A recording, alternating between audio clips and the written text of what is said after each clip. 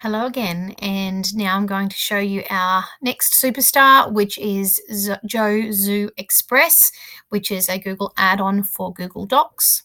So to find JoeZoo Express, you'll need to go to the Chrome Web Store and you're looking for JoeZoo Express, and you'll need to install this add-on.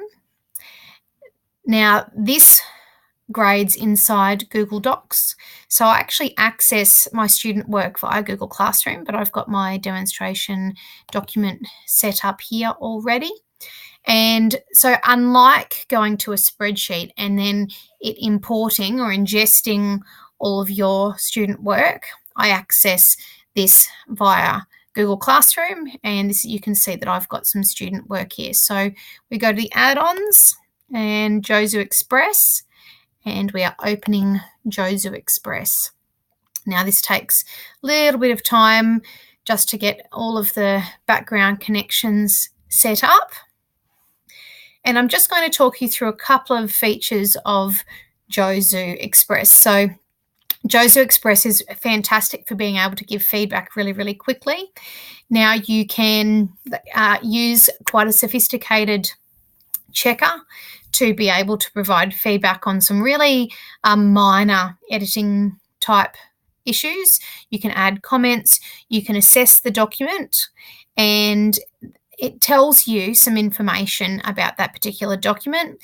You're also able to import a rubric if you've created a rubric outside. You're able to import a rubric there so that you're actually using sort of that criteria to give feedback. So I'll start with running the monkey checker.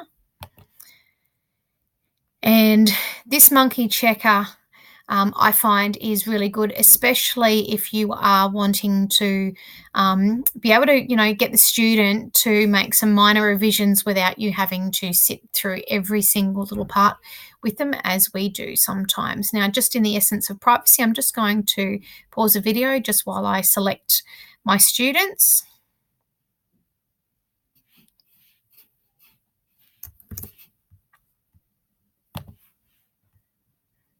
All right, so now I'm back. You'll see that I selected my class, I selected the assignment, and I selected the name of the student. So we can click Save, and it just identifies who this work actually belongs to.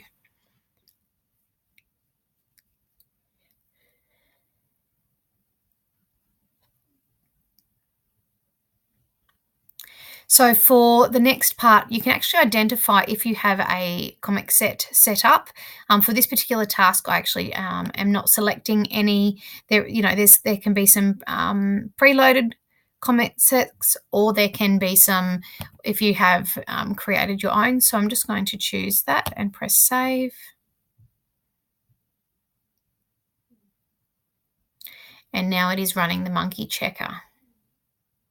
So the monkey checker just highlights areas that may be a concern, and it is color-coded.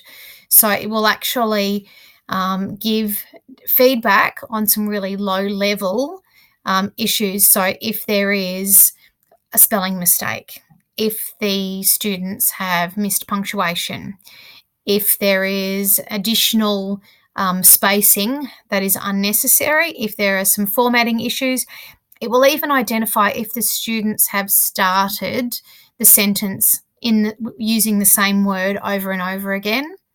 So monkey checker, as you can see, is really good. It actually has up the top here, added up the top that it has been assessed using JoeZoo.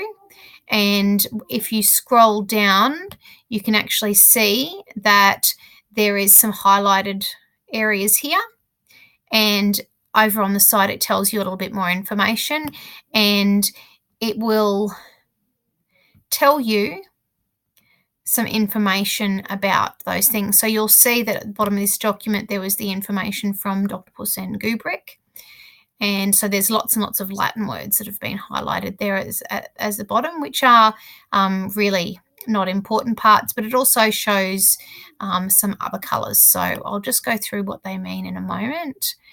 It also tells the student that on each of the pages that it has been assessed using JoeZoo there. So you'll see that at the moment there is pink and there is green. So let's have a look at the pink.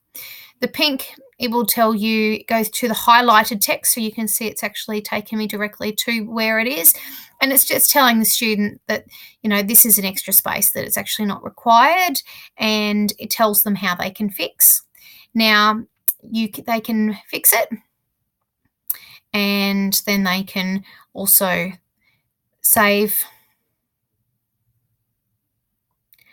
and then it should move on to the next task. So this one is saying that this is not a word that is in the dictionary. Now, this is the name of one of our houses, and so therefore it's an Aboriginal name and isn't in our typical dictionary. So we can actually just, click save.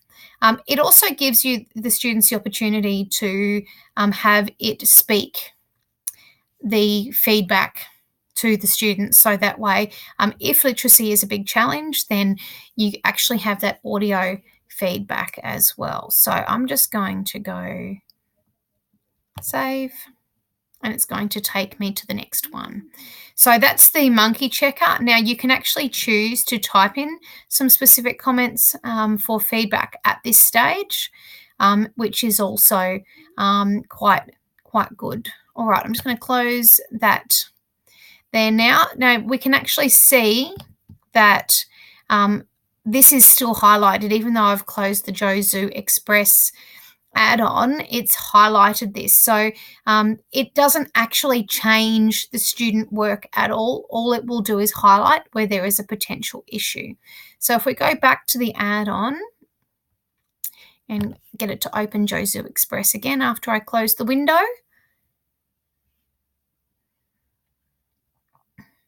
and I'll show you some of the other features of JoeZoo Express.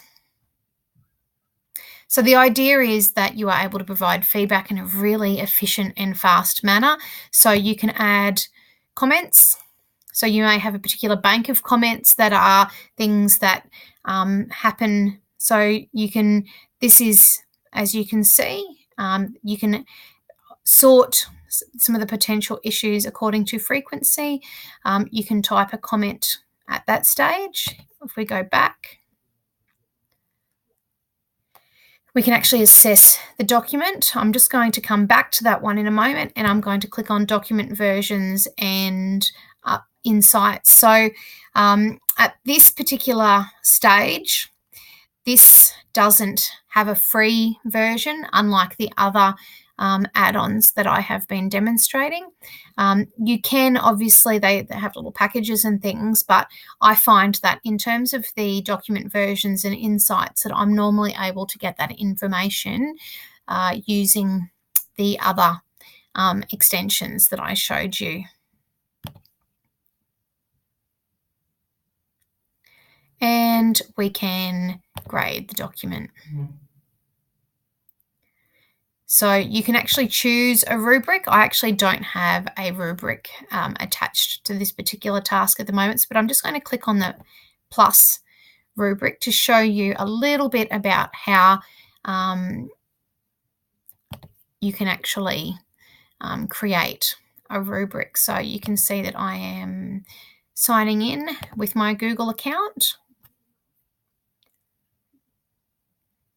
So with the rubric, you can create a name, the year level it's for. If it is for a particular subject that you are working with, you can choose to share the rubric with your colleagues. Okay, so once you've done those, you would click save. And then you can select the grading scale. So the grading scale, it could be a 0 to 4. It could be A to F. You can choose if it is a particularly, so if you're at an IB school, you can use the IB grading system. Okay. Typically, I like to use the 0 to 4.